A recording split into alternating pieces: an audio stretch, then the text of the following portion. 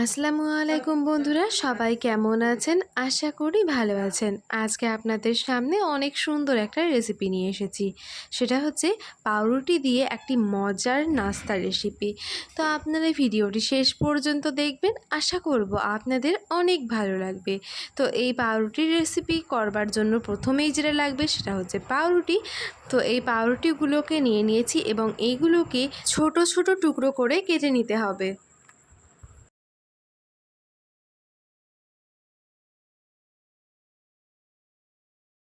তো দেখতেই পাচ্ছেন এগুলোকে ছোট ছোট টুকরো করে কেটে নেওয়া হয়ে গিয়েছে। এবার যেটা লাগবে সেটা হচ্ছে দুধটা হালকা গরম করে নিতে হবে। তারপরে এর মধ্যে ওই টুকরো পাউরুটিগুলোকে দিয়ে দিতে হবে। আরও একটা কথা বলে রাখি, দুধ কিন্তু বেশি নিলে চলবে না। যতটা পাউরুটি দুধটা টেনে নিতে পারবে ততটাই এই দুধটা নিতে হবে। আপনারা সেটা ভিডিওতে দেখতে পাচ্ছেন। এই যে ঠিক এই রকম হবে জিনিসটা। তারপরে এইভাবে চামচের সাহায্যে এইরকম করে নিব যাতে একদম ভালোভাবে এটা একটা ব্যাটার হয়ে যায়। তারপরে এর মধ্যে সামান্য পরিমাণে হলুদ গুঁড়ো দিয়ে দিতে হবে। তারপরে দিয়ে দিতে হবে অল্প পরিমাণে মিক্সড মশলা। তারপরে দিয়ে দিতে হবে স্বাদ মতো লবণ। তারপরে সমস্ত জিনিসগুলোকে ভালোভাবে মিশিয়ে নিতে হবে। মিশিয়ে নেওয়া হয়ে গেলে এটা এক সাইডে রেখে দিব। তারপরে পরবর্তীতে ধাপে চলে আসি। এবার এখানে নিয়ে নিয়েছি হচ্ছে লঙ্কা কুচি এবং পেঁয়াজ কুচি আর অল্প পরিমাণে শসা কুচি। তারপরে এর মধ্যে স্বাদ মতো লবণ দিয়ে দিতে হবে। তারপরে এর মধ্যে একটু হলুদ গুঁড়ো দিয়ে দিতে হবে। তারপরে আবারও এতে একটু মিক্সড মশলা দিতে হবে। তারপরে ওর মধ্যে একটা ডিম ভেঙে দিয়ে দিতে হবে। তারপরে ডিমটাকে ভালোভাবে নাড়িয়ে ওর সঙ্গে মিশিয়ে দিতে হবে ওই উপকরণগুলোর সঙ্গে। আর ওইদিকে কিন্তু তাওয়াটা গরম করতে দিয়ে দেওয়া হয়েছে। তারপরে এর মধ্যে সাদা তেল দিয়ে দিতে হবে। যতটা পরিমাণে ডিমটা ভাজতে লাগবে ঠিক ততটাই সাদা তেল ইউজ করবেন। তারপরে এর মধ্যে ওই যে ডিমের মিশ্রণটা তৈরি করলাম সেই মিশ্রণটা দিয়ে দিতে হবে। তারপরে একটি খুন্তির সাহায্যে ওই ডিমগুলোকে আলতো হাতে এইভাবে ছড়িয়ে দিতে হবে। তারপরে ডিমের এক সাইডটা ভালোভাবে ভাজা হয়ে গেলে অপর সাইডটা ভাজবার জন্য ডিমটা উল্টিয়ে দিতে হবে। তারপরে অপর সাইডটাও ঠিক সুন্দরভাবে লাল করে ভেজে নিতে হবে। দেখুন ভাজা হয়ে গিয়েছে। এবার এটা একটি পাত্রে তুলে রেখে দিচ্ছি। তারপরে এর মধ্যেই আরও একটু তেল দিয়ে দিতে হবে, সাদা তেল দিয়ে দিতে হবে।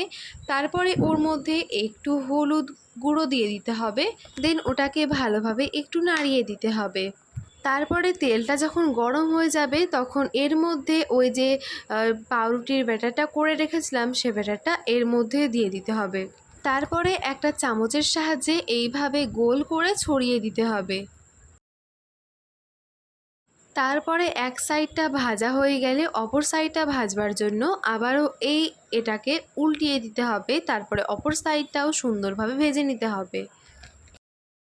তারপরে এটা ভাজা হয়ে গেলে এর মধ্যে ওই যে ডিম ভাজাটা করে রেখেছিলাম সেই ডিম ভাজাটা উপরে এইভাবে দিয়ে দিতে হবে। তারপরে এর উপরে শসা কুচি ছড়িয়ে দিতে হবে। তারপরে এটা একটা পাত্রে ট্রান্সফার করে নিয়েছি। এবার এটা কাটার পালা। এবার এইটাকে আপনারা আপনাদের শেপ অনুযায়ী আপনাদের ইচ্ছে মতো এটাকে কেটে নেবেন।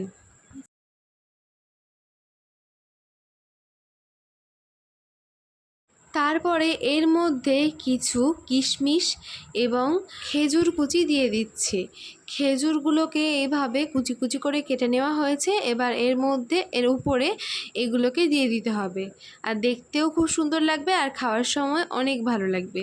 আর এই নাস্তাটা কিন্তু একদম স্বাস্থ্যকর, অনেক পুষ্টিকর, কারণ এতে ডিমও আছে, দুধও আছে, শসাও আছে, কিশমিশও আছে, আবার খেজুরও আছে। এই সবগুলোই কিন্তু অনেক পুষ্টিকর, সেটা আপনারা আমরা সবাই জানি। বাচ্চা থেকে বয়স্ক পর্যন্ত সবারই কিন্তু এটা খাওয়া চলবে। আর অনেক পুষ্টিকর সেটা তো আগেই বলে দিলাম। আর এটা কিন্তু খেতে অসাধারণ হয়েছিল আর বেশ সফট হয়েছিল। আপনাদেরকে ভিডিওটি শেষ শেষ পর্যন্ত ধৈর্য সহকারে দেখার জন্য অনেক অনেক ধন্যবাদ। এইভাবে বাড়িতে একবার হলেও করে দেখবেন, আশা করব আপনাদের অনেক ভালো লাগবে। ভিডিও ভালো লাগলে চ্যানেলটিকে সাবস্ক্রাইব করে পাশে থাকা বেল আইকনে ক্লিক করে অল নোটিফিকেশন অন করে দেবেন। আর যদি ভিডিও ফেসবুক থেকে দেখেন তাহলে অবশ্যই পেজটিকে ফলো করতে ভুলবেন না। সবাই ভালো থাকবেন, সুস্থ থাকবেন, সবাই সবার জন্য দোয়া করবেন। টাটা।